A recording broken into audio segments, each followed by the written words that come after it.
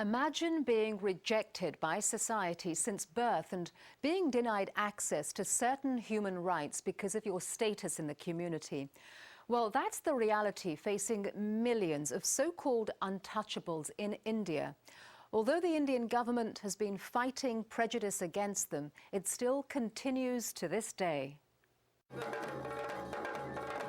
They are considered the original inhabitants of coastal Karnataka in South India. They are called upon by their community to beat ceremonial drums, to race and guard water buffalo for the upper caste. They are the Koragas, one among the many untouchable communities in India.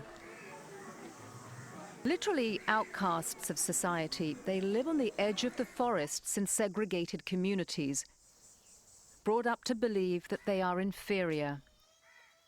India's 170 million untouchables can face a lifetime of abuse, but slowly their status is changing.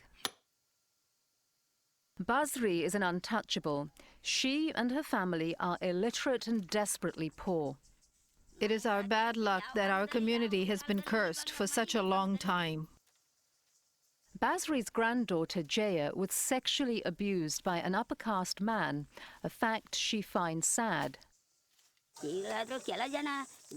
Today, the men folk are not hesitant to touch us as they wish, but the women would not come near us.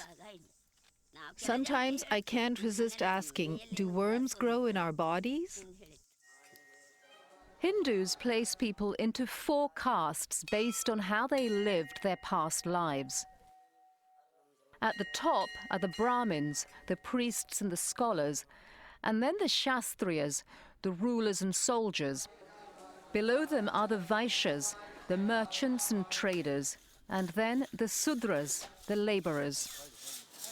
The untouchables, considered impure and unclean, are unworthy to belong to any caste. By tradition, they are the lowliest of the low. But they do have their champions. For nearly 2 decades, Keshav Koteshwar, an upper caste man, has been struggling to end the discrimination against untouchables. At a time when few dared to, he entered the community. His goal? To change attitudes in the entrenched Indian caste system, including a custom that the Koragas were expected to eat other people's scraps. Earlier, the Koraga used to go to the marriage halls and collect leftover food that was thrown there. They dry them like this and stored them in a box.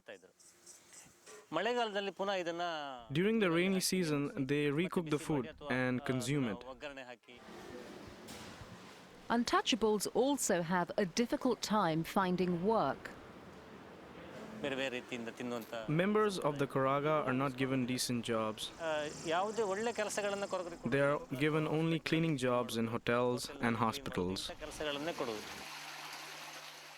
Historically, there have been many attempts to eradicate untouchability. The most famous is the hunger strike led by Mohandas Gandhi in 1932. In 1955, the Indian Parliament passed legislation outlawing untouchability. Today, national and state governments have a minimum quota of jobs set aside for untouchables. But these are not always enforced, says Shukra, a Koraga working part-time in a government hospital. People promise that there are jobs reserved for the local community people, but no one is bothered. I am not blaming the government, but that is the reality. For generations, the Koragas have accepted the limitations placed on them, following the traditional beliefs and practices dictated by the caste system without question. Shrida explains.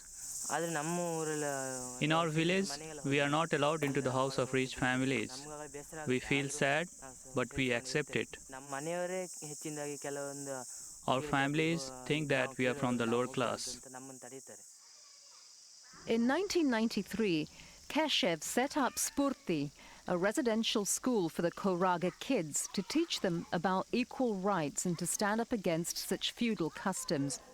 But people in the upper caste were reluctant to release them from work to go to school. When we first started enrolling the Koraga kids, they asked me if my father would work in their houses if the kids are gone. Only 10 students were enrolled in the first year. But Keshev persisted. He began staging hunger strikes and peaceful protest to draw attention to the plight of the Koragas. He led a movement to collect alms from home to home, village to village, to raise funds to support the children's education. Today, the school provides a 12-year curriculum to 60 students, including a class teaching a dance form that is traditionally practiced only by the upper caste. Earlier, when our parents said that by entering the temple, God will curse us, we used to believe them. But not any longer, thanks to my schooling. Now I have the confidence to talk with anyone. Earlier, I used to be scared of even facing the upper caste people. While progress is being made within the younger generation, many older members of the untouchable communities continue to follow the traditional duties handed down to them. The Koragas lead processions to announce temple festivals, a duty that they have performed for generations, says Santosh. Traditionally, my job is to guide the buffalo. This is a duty that I have inherited. If we don't do our duty, then the deity will create problems for us. More importantly, Santosh and others fear losing the money, the rice and the coconut they receive as donations for carrying out these rituals. Ganesh, a young Koraga, challenges this tradition. He joins Keshev in his fight to change perceptions about untouchables. Only the lower caste participates in the buffalo procession. To bring equality, we suggest all communities participate because it is a program of the entire village. At the village square, an intense discussion is taking place between members of the upper and lower castes about the procession. After much negotiation, Keshev succeeds in persuading both sides to join the march. Do you have problems if you participate? No. Taking the lead is an influential upper caste man, KP Adhyantaya. He's the caretaker of a powerful local Hindu temple.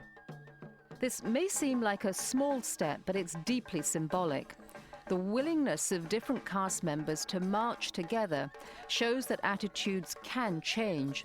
It offers hope for the untouchables, the possibility of breaking down centuries-old prejudice and caste barriers.